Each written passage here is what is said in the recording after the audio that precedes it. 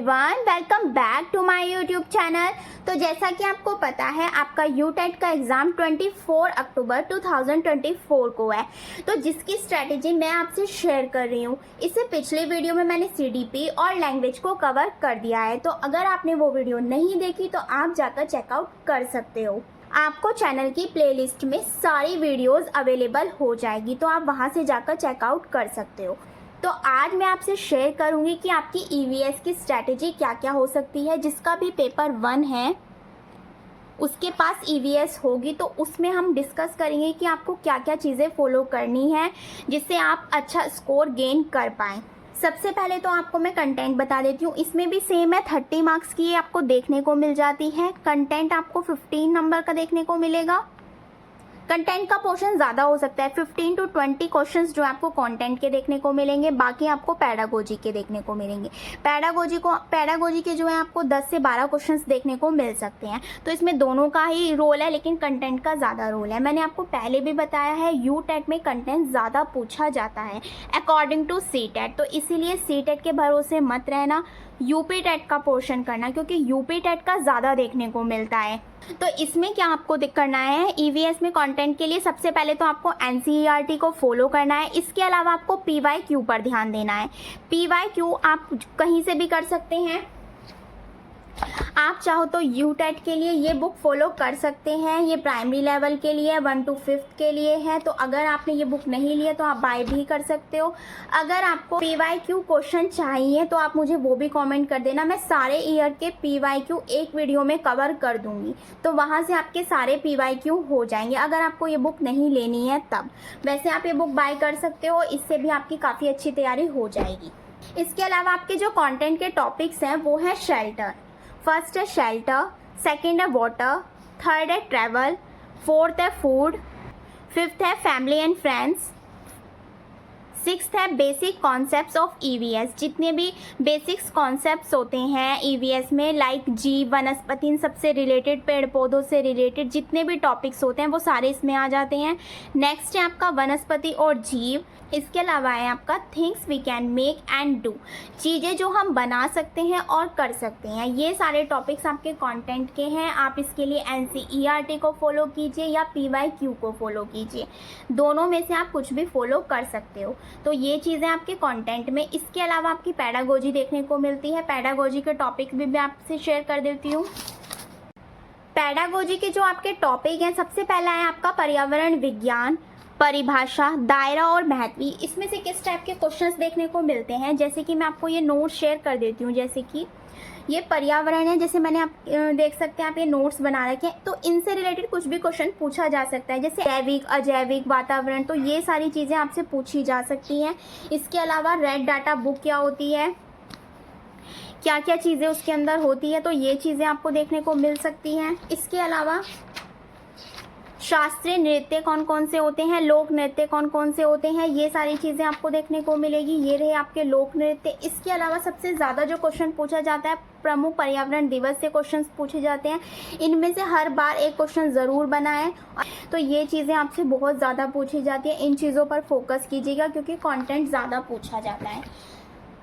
Pedagogy के जो portion थे, पहला मैंने आपको दिखा दिया कि आपको पर्यावरण के लिए कैसे करना है। इसके अलावा सीखने के सिद्धांत, जितने भी पैडागोजी में क्वेश्चंस होते हैं, मैं आपको एक दो क्वेश्चंस जैसे कि आपसे क्वेश्चन जो पूछे जाते हैं पैडागोजी के, इस टाइप से पूछे जाते हैं। जैसे कि ये क्वेश्चन दे रखा है, पर्यावरण अध्ययन के शिक्षक के रूप में आप बच्चों को चिड़ियाघर ले जाने की योजना बनाते हैं। आप बच्चों को निम्नलिखित में से कौन सी गतिविधि कराने की अनुमति नहीं देंगे।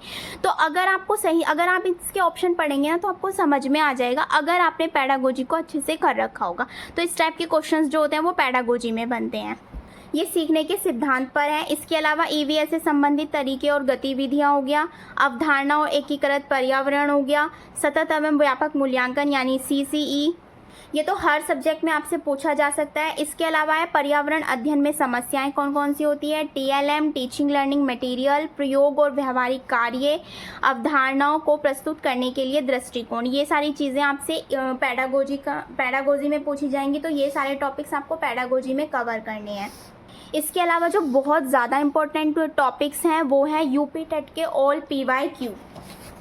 यूपी टेट के ऑल PYQ आप कहाँ से कर सकते हैं, उसके लिए आप ये ले सकते हैं। ये जो है यूपी टेट और सी टेट, इसमें दोनों का कंटेंट आपको अवेलेबल हो जाएगा। इसमें जो यूपी टेट के PYQ हैं उन पर आपको ज़्यादा फोकस करना है, क्योंकि इसमें कंटेंट ज़्यादा आया हुआ है। तो इसीलिए अगर आप देखेंगे ना, दोनों के क्वेश्चंस को मैच करेंगे तो आपको पता चलेगा कि बहुत ज़्यादा क्वेश्चन जो है वो कंटेंट के आए हुए हैं और सेम है बिल्कुल।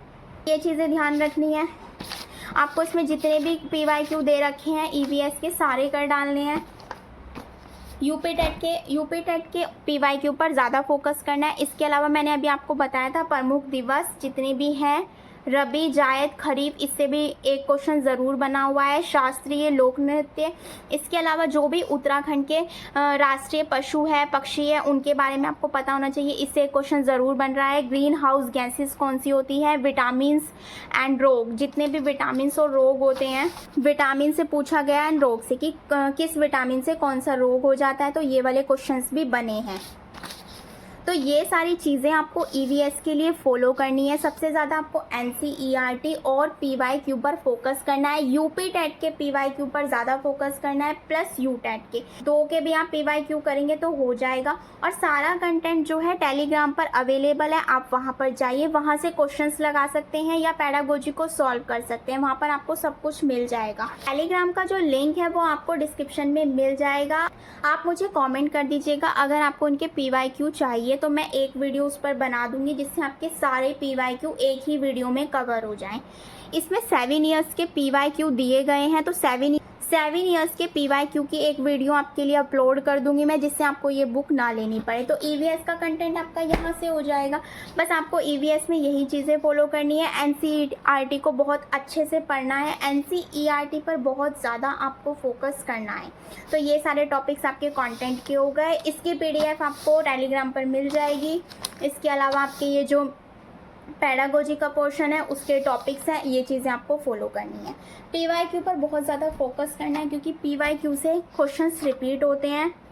आप देख सकते हो किस टाइप के क्वेश्चंस आपसे पूछे गए हैं। तो ये सारे जो हैं PYQ यूटेट के हैं। यूटेट और यूपी टेट के आपको जो क्वेश्चंस है वो लगभग सेम ही देखने को मिलेंगे। तो अगर आप दोनों के पढ़ेंगे ना तो आपको पता चल जाएगा। मैंने पढ़े हैं तो इसलिए मैं आपको बता रही हूँ। तो ये चीज़ें हो गई।